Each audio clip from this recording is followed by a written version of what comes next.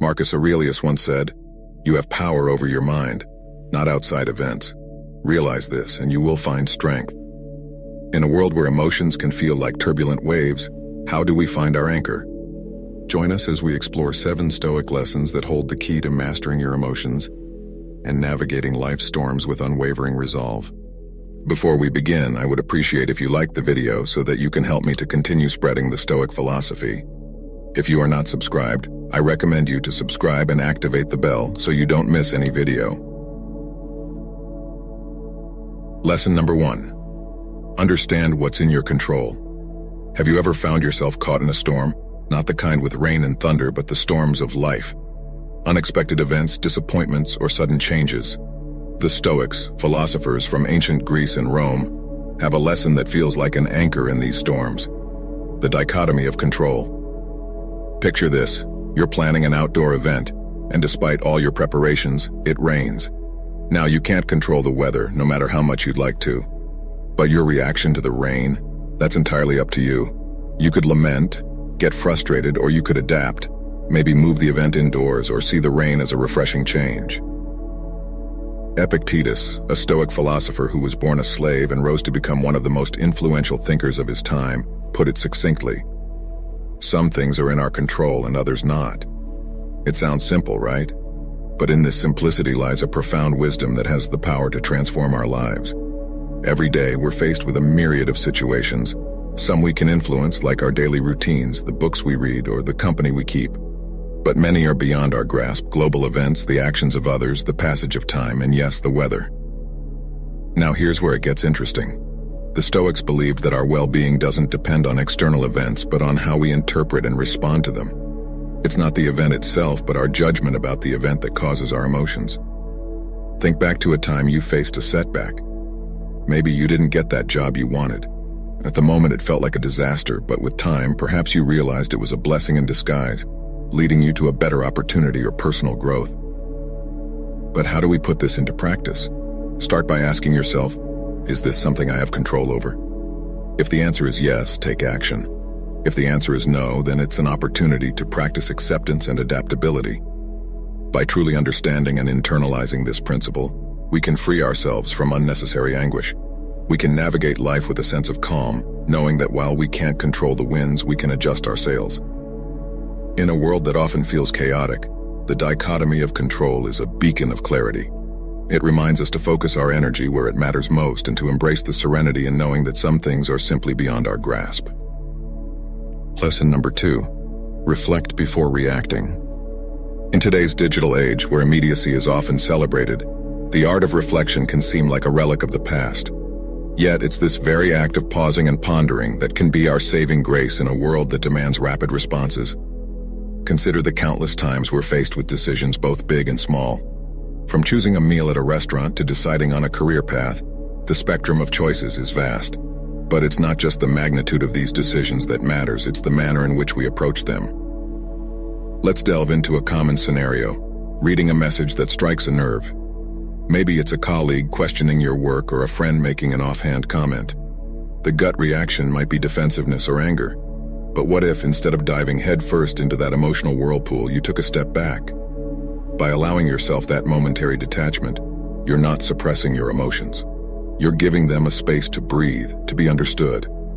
This practice of reflection is not about passive acceptance or avoidance. It's about active engagement with our thoughts and feelings. It's about asking probing questions. Why did this comment affect me so deeply? What underlying beliefs or past experiences are influencing my current emotions? Is my immediate reaction based on the present situation or past baggage? Moreover, reflection before reaction is a tool that fosters empathy. By giving ourselves time, we also allow ourselves to consider the perspectives of others. Maybe that colleague had a stressful day, or that friend didn't realize the weight of their words. By reflecting, we open the door to understanding, not just for ourselves, but for those around us. In relationships, this practice can be a cornerstone. How many misunderstandings could be avoided if we took the time to reflect before reacting? How many bridges could be built instead of burned? It's in these reflective moments that we find clarity, compassion, and connection. Furthermore, in professional settings, the ability to pause and ponder is invaluable. Leaders who reflect before making decisions are often more respected and effective. They're seen as thoughtful, measured, and wise. Their decisions, born from reflection, often stand the test of time. In a world that often feels like it's moving at breakneck speed, the act of reflection becomes a form of rebellion, a quiet yet powerful statement that we won't be swept away by the currents of immediacy. It's a commitment to ourselves, to our well-being, and to the quality of our interactions with the world. In essence, to reflect before reacting is more than just a practice. It's a philosophy, a way of life that champions depth over breadth, understanding over impulsivity, and meaningful connections over fleeting interactions. It's a journey inward that has profound outward implications, shaping not just our responses, but the very fabric of our lives. Lesson number 3, practice dispassion. In a world that often feels like an emotional roller coaster, the idea of practicing dispassion might seem out of place. But let's delve deeper into what it truly means and the transformative power it holds. Dispassion isn't about suppressing emotions or becoming indifferent to the world around us. It's about cultivating a balanced perspective, a calm amidst the storm. Imagine being able to observe events, situations, and even your own emotions without being overwhelmed by them. Think about the last time you watched a gripping movie. There were moments of tension, excitement, maybe even sadness. While you were engaged in the story, a part of you always knew it was just a movie. You didn't rush to help the hero or console the crying character. You observed, you felt, but you remained in your seat. This is the essence of practicing dispassion, being deeply engaged with life, feeling its many emotions, but also knowing when to remain seated in the theater of your mind, observing without getting lost in the drama. This approach becomes a lifeline in our modern age of information overload. Every day, we're bombarded with news, updates, and notifications. Reacting passionately to every piece of information would leave us perpetually exhausted. Dispassion offers a buffer, a way to engage with the world in a more sustainable, balanced manner. Dispassion also plays a pivotal role in interpersonal relationships. We've all been in situations where conversations get heated, where disagreements arise. In such moments, practicing dispassion can be the difference between a productive discussion and a damaging argument. It allows us to listen more effectively, to respond rather than react, and to navigate conflicts with understanding and grace. Cultivating dispassion starts with self-awareness. Regularly checking in with ourselves, recognizing our emotional triggers, and understanding our patterns creates a space between stimulus and response. In that space lies the freedom to choose our reactions, to act with intention rather than impulse. And while dispassion might sound like detachment from life's joys and pleasures, it actually enhances them. By not being overly attached to outcomes, we can fully immerse ourselves in the journey, savoring each moment without the constant fear of loss or change. Practicing dispassion is about finding equilibrium in an ever-changing world. It's a compass that points to inner peace, guiding us through life's varied terrains with grace. By embracing this practice, we not only enrich our own lives, but also bring a sense of calm and clarity to those around us. Lesson number 4. Ask yourself, will this matter in 5 years? Life is filled with moments that test our patience, resilience, and perspective. From minor inconveniences, like a spilled coffee, to more significant challenges like disagreements with loved ones, our days are punctuated with situations that evoke a range of emotions. In the heat of the moment, it's easy to get swept up in the immediacy of our feelings. A missed deadline, a critical comment, or a forgotten anniversary can feel like the end of the world. But one powerful question can shift our perspective and bring clarity. Will this matter in 5 years? This simple yet profound question serves as a mental time machine, transporting us to the future and allowing us to look back at the present moment. Suddenly, that heated argument or that missed opportunity is seen in a different light. Most of the things we fret about today will be forgotten footnotes in the grand narrative of our lives. Consider the challenges and worries you had 5 years ago. How many of them still hold weight today? How many have been overshadowed by new experiences, learnings, and memories? This realization can be both humbling and liberating. Using this question as a regular touchstone helps in prioritizing our concerns.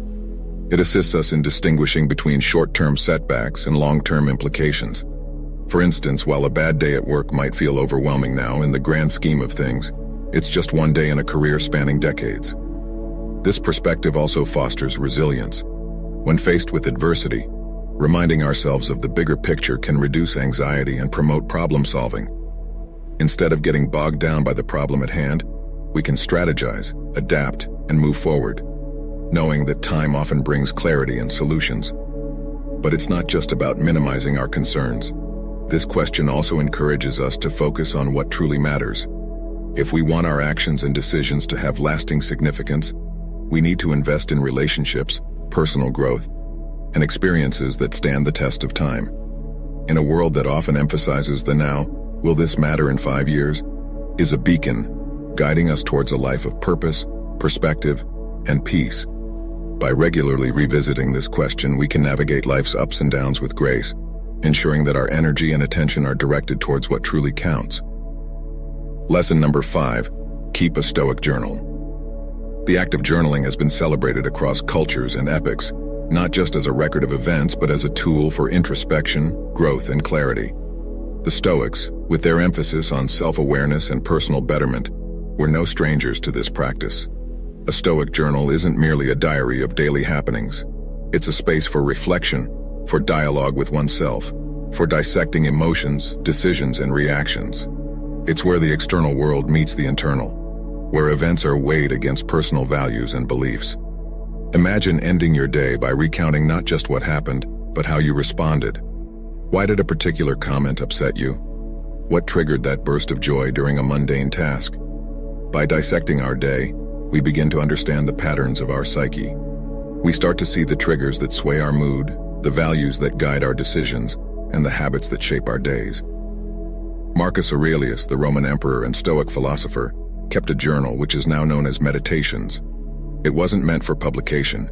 It was a personal dialogue, a space for him to guide himself, to remind himself of Stoic principles, and to navigate the challenges of his life with wisdom.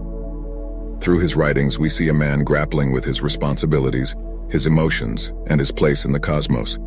But you don't have to be an emperor to benefit from a Stoic journal. In our modern lives, filled with distractions and a constant barrage of information, setting aside time for introspection becomes even more crucial. It's a daily check-in, a grounding ritual that brings clarity amidst chaos. Over time, this practice can lead to profound insights. You might notice that certain situations repeatedly cause stress, prompting you to either address them or change your perspective. You might find that specific practices, like gratitude or mindfulness, elevate your mood and outlook. The patterns that emerge can serve as a roadmap for personal growth. Beyond insights, a Stoic journal fosters accountability. By committing to daily reflection, we hold ourselves accountable for our reactions and decisions. It becomes harder to ignore repeated mistakes or to brush off lapses in judgment. Instead, we're prompted to learn, adapt, and grow. In essence, keeping a Stoic journal is like having a wise, non-judgmental friend by your side, always ready to listen, to reflect, and to guide.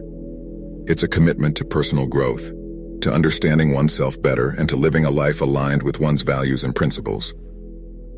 Lesson number 6, see obstacles as opportunities. The world is rife with challenges.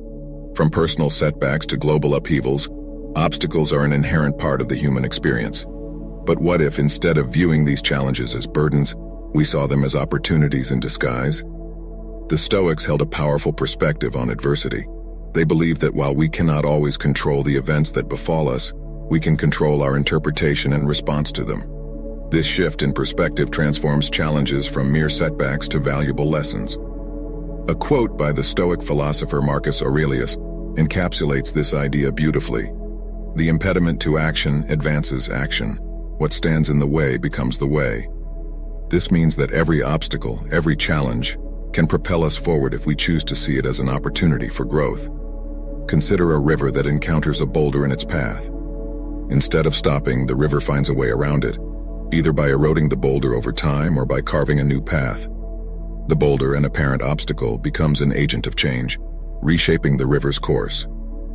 Similarly, in our lives, challenges can redirect our paths, often leading us to outcomes we hadn't imagined. For instance, a job loss, while initially devastating, might lead to a new career path, a chance to upskill, or even the opportunity to start a venture of one's own. A failed relationship might pave the way for personal growth, self-discovery, and deeper, more meaningful connections in the future. This Stoic perspective also fosters resilience. When we start viewing challenges as opportunities, we become more adaptable, more willing to face adversity head-on. Instead of asking, "Why is this happening to me?" we begin to ask, "What can I learn from this? How can this experience shape me for the better?" Of course, this doesn't mean we should seek out challenges or dismiss genuine hardships. It's about recognizing that within every challenge lies potential, a seed of opportunity.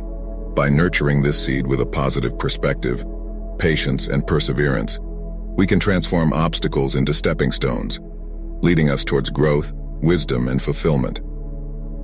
Lesson number 7, practice gratitude. In the vast tapestry of human emotions, gratitude stands out as a golden thread, weaving moments of joy, contentment, and perspective into our lives. While it's an emotion that can arise spontaneously, the Stoics believed in the deliberate practice of gratitude, making it a daily ritual to anchor oneself in the present and appreciate life's blessings.